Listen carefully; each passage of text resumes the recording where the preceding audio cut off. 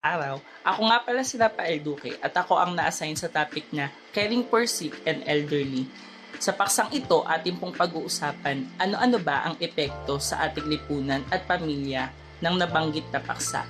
Gayun din, ating pong iisa-isahin ang values and morals na kalakip ng paksang ito and ano-ano ba ang mga bagay na pwede natin gawin upang mas mapagbuti natin ang kalagayan ng mga nakatatanda sa ating bansa. Kaya halika na, makinig.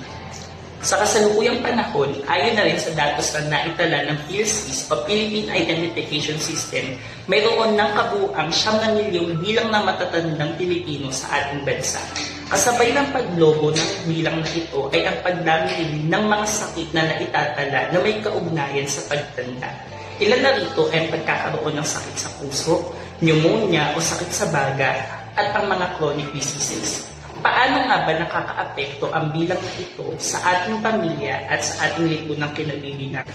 Sa pamilya, kapag nagkaroon ng sakit ang isang miyembro ng pamilya, katulad na lamang ng mga nakatatanda, ito ay dagdag pa sa atin, lalo kung ang pamilya ay hindi naman kumikita ng ganoong kalaki.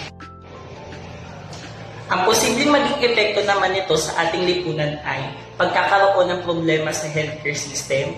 Pangalawa, social protection. And pangatlo, maaaring maapektuhan nito ang progreso ng ating ekonomiya.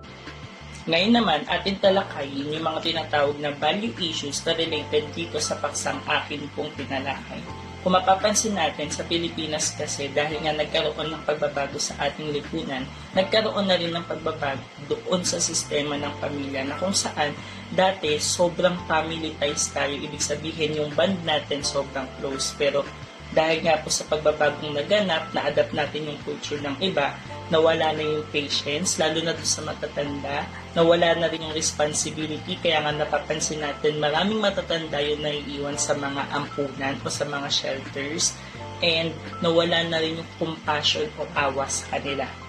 And yung moral siguro na pwede nating ipamalas para hindi na ito muling mangyari, ipakita natin yung compassion, empathy, yung sympathy and respect, and as well as yung gratitude, lalo na sa mga matandang minsan nag-alaga sa atin. Pagtatapos, nais ko lang magpaalala na bawat miyembro ng pamilya mahalaga. Bata o matanda, yan ay mahalagang bahagi ng ating pamilya. Kung gusto nating maiwasan yung mga suliraning nabanggit doon kanina, mas mahalagang maipakita natin yung magandang pundasyon ng values mismo sa loob mismo ng ating tahanan, mismong pamilya. Dahil kung maganda ang value system sa loob ng pamilya, walang kahit sino man ang maiiwang mag-isa.